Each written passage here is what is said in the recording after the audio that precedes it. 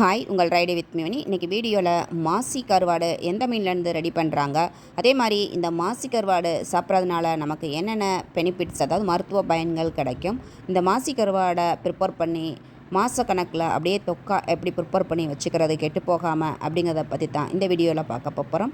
So இதை எப்படி prepare பண்ணுறதுன்னு சரியான அளவுகளோடு நான் இந்த வீடியோவில் சொல்லியிருக்கேன். ஸோ வீடியோவை ஸ்கிப் பண்ணாமல் பாருங்கள்.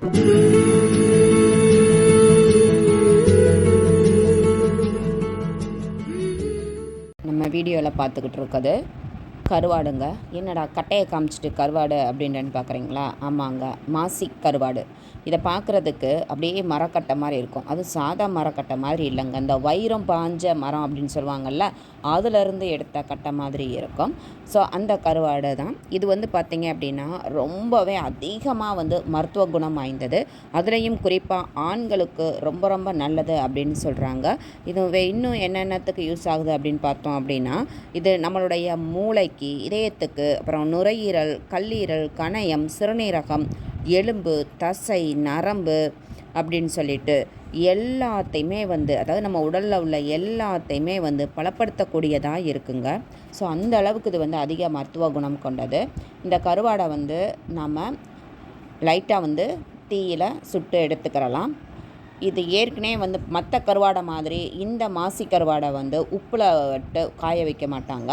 இது வரி சூறை அப்படின்ற அந்த சூறை மீனை வச்சு தான் இது ப்ரிப்பேர் பண்ணுவாங்க. இதை நல்லா வேக வச்சு அப்புறமா அந்த மசில்ஸை மட்டும் எடுத்து வெயிலில் காய வைப்பாங்க. இப்போ பாருங்கள், சுட்டதுக்கு அப்புறமா அதை லைட்டாக நம்ம ஒரு கத்தியை வச்சு மேல் பகுதியை லைட்டாக சுரண்டி விட்டுட்டு அப்படியே அதை ஒடித்தோம் அப்படின்னா கொஞ்சம் உடையும். சிரமம், உடைக்கிறது ரொம்ப ரொம்ப கஷ்டம்.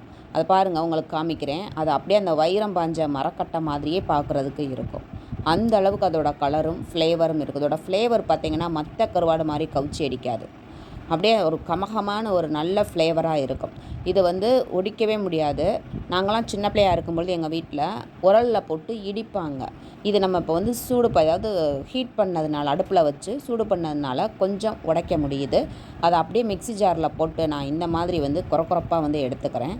ஸோ இதில் உப்புன்றது அதிகம் இருக்காது மற்ற கருவாடு மாதிரி. ஏன்னா இதை அந்த வரி சூறை அப்படின்ற அந்த சூறை மீனை வேக வச்சு அந்த முள், அதில் உள்ள கழிவுகள்லாம் எடுத்துட்டு நல்லா அப்படியே இந்த மாதிரி கீர்த்தி கறித்துண்டுகளாக காய வச்சு வச்சுருவாங்க. அதனால தான் அதை நமக்கு பார்க்குறதுக்கு இதில் எந்த கழிவுமே இல்லாமல், முள்ளும் எதுவும் இல்லாமல் பார்க்குறதுக்கு காஞ்சு போய் நல்லா மரக்கட்டை மாதிரி இருக்கும். ஓகேங்க, இப்போ இந்த மாசி கருவாடை நம்ம எடுத்துக்கிறதுனால எந்த அளவுக்கு நன்மைகள் கிடைக்குது அப்படின்னு சொல்லிட்டு பார்த்தோம். அதே மாதிரி இந்த கருவாடை இப்போ நம்ம தீயில் வாட்டி சின்ன சின்னதாக எந்த அளவுக்கு உடைக்க முடியுமோ அதை உடைச்சிட்டு அதுக்கப்புறமா மிக்ஸி ஜாரில் போட்டு இந்த அளவுக்கு நான் பொடிச்சு எடுத்துக்கிட்டேன். நான் கொஞ்சம் பீஸ் தெரிகிற மாதிரி தான் பொடிச்சிருக்கேன். உங்களுக்கு நல்லா பவுடராக பண்ணணும் அப்படின்னாலும் பவுடராக பண்ணிக்கிறலாம். இப்போ நமக்கு கருவாடு தயாராகிடுச்சு. இந்த கருவாட்டுக்கு தேவையான வெங்காயமும் கட் பண்ணி எடுத்திருக்கேன், பூண்டும். ஸோ என்ன அளவு அப்படின்னு நம்ம சமைக்கும்போது நான் உங்களுக்கு சொல்லிக்கிட்டே பண்ணுறேன். இப்போ ஒரு கடாயில் நல்லா ஒரு 250 அளவுக்கு எண்ணெய் ஆட் பண்ணிக்கலாம். ஆட் பண்ணிவிட்டு ஒரு 150 அளவுக்கு, அதாவது 150 கிராம் பூண்டை தோலை உரித்து நல்லா இந்த மாதிரி இடிச்சோ அல்லது சாப்பரில் போட்டு நல்லா சாப் பண்ணியோ எடுத்துக்கிறணும். அதை எடுத்துட்டு நல்லா எண்ணெய் காஞ்சதும் அதில் போட்டு நல்லா அந்த பூண்டோட ஈரம் ஃபுல் ஒரு அளவுக்கு நல்லா ஸ்டவ்வை மீடியம் ஃப்ளேமில் தான் வச்சுக்கணும். வச்சு அதை நல்லா எண்ணெயிலேயே வறுத்து விட்டுக்கிறணும். அதை கருக விட்டுறக்கூடாது, மெயினாக அதுதான். அதனால தான் நம்ம மீடியம் ஃப்ளேமில் வைக்க சொல்கிறோம். அது நல்லா அந்த எண்ணெய் பசையை, தண்ணியெல்லாம் வற்றிருச்சுன்னா அந்த எண்ணெயில் அந்த பூண்டு மிதக்கும். அந்த ஸ்டேஜில் நாம் கட் பண்ணி வச்சுருக்க, நான் சின்ன வெங்காயம் தான் எடுத்திருக்கேன். இதுக்கு சின்ன வெங்காயம் போட்டோம்னா ரொம்ப ரொம்ப நல்லாயிருக்கும். ஸோ 250, அதாவது 1/4 கிலோ வெங்காயத்தை இந்த மாதிரி உரித்து கட் பண்ணி வச்சுருக்கேன். ஸோ அதையுமே இந்த பூண்டு கூட போட்டு நல்லா அந்த வெங்காயத்தோட ஈரப்பசமே போகிற அளவுக்கு நல்லா வதக்கி விட்டுக்கிறணும். ஏன்னா நம்ம இந்த மாசி கருவாடு தொக்கை நம்ம மாத கணக்கில் வச்சுக்கலாம். அந்த அளவுக்கு வச்சாலுமே இது கெட்டு போகாமல் இருக்கணும் அப்படின்னா இந்த பூண்டு அப்புறம் இந்த வெங்காயத்தில் உள்ள அந்த ஈரகம் இல்லாமல் வறுத்து எடுத்துக்கிறணும். ஏன்னா அந்த ஈரப்பசை இருந்தது அப்படின்னா சீக்கிரமாக கெட்டு போகும் இல்லைங்களா? ஸோ அதனால் நல்லா எண்ணெயில் ஊற்றி நல்லா அதனால தான் வந்து இதுக்கு நல்லா 250 கிராம் எண்ணெய் ஊற்றி நல்லா வந்து வறுத்து எடுத்துக்கிட்டோம். ரெண்டுமே வந்து நல்லா ஈரமெல்லாம் போய் நல்லா வறுத்து வந்துருச்சு. அப்படி பார்க்கும்பொழுது பார்த்தீங்கன்னா நல்லா அந்த ஒரு கோல்டன் கலரை வந்து தொடுற ஸ்டேஜுக்கு வரும் பொழுதே அது நல்லா வந்து அதோட ஈரப்பமெல்லாம் குறைஞ்சி ட்ரை ஆகி வற்றி நல்லா அந்த எண்ணெயில் வந்து மிதந்து வரும் ஸ்டேஜில் மிளகாத்தூள் காரத்துக்கு ஏற்றாப்புல ஆட் பண்ணிக்கலாம். இது வந்து இப்போ நான் தூள் ஆட் பண்ணுறேன். நீங்கள் இந்த மிளகாயை வந்து நல்லா பேஸ்ட் பண்ணி போட்டோம் அப்படின்னா இன்னுமே வந்து டேஸ்ட்டு ரிச்சாக இருக்கும். ஸோ மிளகாத்தூள் போட்டு நல்லா எண்ணெயிலேயே வந்து வதக்கி விட்டுக்கிறலாம். நம்ம அந்த பூண்டு வெங்காயம் வதக்கும் பொழுதே நல்லா எண்ணெய் பிரிஞ்சு நல்லா வந்திருக்கும். ஸோ அது கூடவே இந்த மிளகாத்தூளையும் போட்டு வதக்கும் பொழுது நல்லா மிளகாத்தூள் வதங்கி திரும்பவும் எண்ணெய் பிரிஞ்சு வந்து தகன்னு வந்து மின்னும் மேலே எண்ணெய் பிரிஞ்சு வந்து. ஸோ பாருங்கள் இப்போ எல்லாமே அருமையாக வந்துட்டு வதங்கி வந்துருச்சு எண்ணெயிலேயேவும். இது வந்து நான் மீடியம் ஃப்ளேமில் தான் வச்சுருக்கேன். இந்த மிளகாத்தூள் போட்டதுக்கப்புறம் கருக விட்டுறக்கூடாது. அப்புறம் அதோட கலரே வந்து சேஞ்ச் ஆகிருக்கும். பார்த்தீங்களா, எண்ணெய் நல்லா பிரிஞ்சு வந்து நல்லா அப்படியேவும் தனியாக வந்து உங்களுக்கு தெரியும்.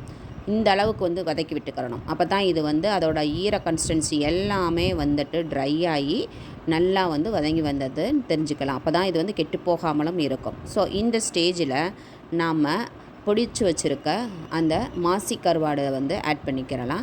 இது நம்ம ஏற்கனவே வேக வச்சது பத்தாததுக்கு நம்மளும் வந்து சுட்டுருக்கோம். இப்போது அந்த பொடியை வந்து இதில் போட்டு நல்லா மிக்ஸ் பண்ணி விட்டுக்கலாம். இந்த மாசி கருவாடு பார்த்திங்க அப்படின்னா எந்த வித ஒரு கவுச்சியுமே இருக்காது. அதோட ஃப்ளேவரே வேறு மாதிரி கமகமானு இருக்கும். ஸோ இது வந்து வீட்டில் மற்ற கருவாடை வச்சுருக்க மாதிரி ஸ்மெல் வர்ற மாதிரியெல்லாம் வராது. இதை ஃப்ரிட்ஜிலையும் வைக்க வேண்டிய அவசியம், நம்ம வெளியிலேயே வைக்கலாம், அவ்வளோ கெட்டு போகவே போகாது.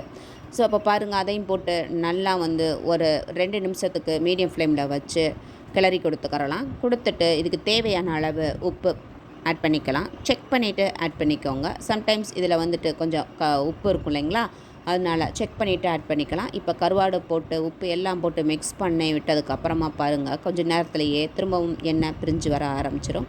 இப்போ ஸோ அந்த எண்ணெய் பிரிஞ்சு வர்ற அளவுக்கு குக் ஆயிடுச்சு அப்படின்னா இது அருமையாக தயாராகிடுச்சு அப்படின்னு நம்ம தெரிஞ்சுக்கலாம்.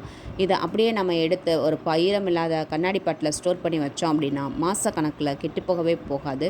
டேஸ்ட்டு வேறு லெவலில் இருக்கும். இந்த மாசி கருவாடு பார்த்திங்கன்னா பெரும்பாலும் வெளிநாடுகளுக்கு தான் வந்துட்டு ரெடி பண்ணி ஏற்றுமதி பண்ணுறாங்க.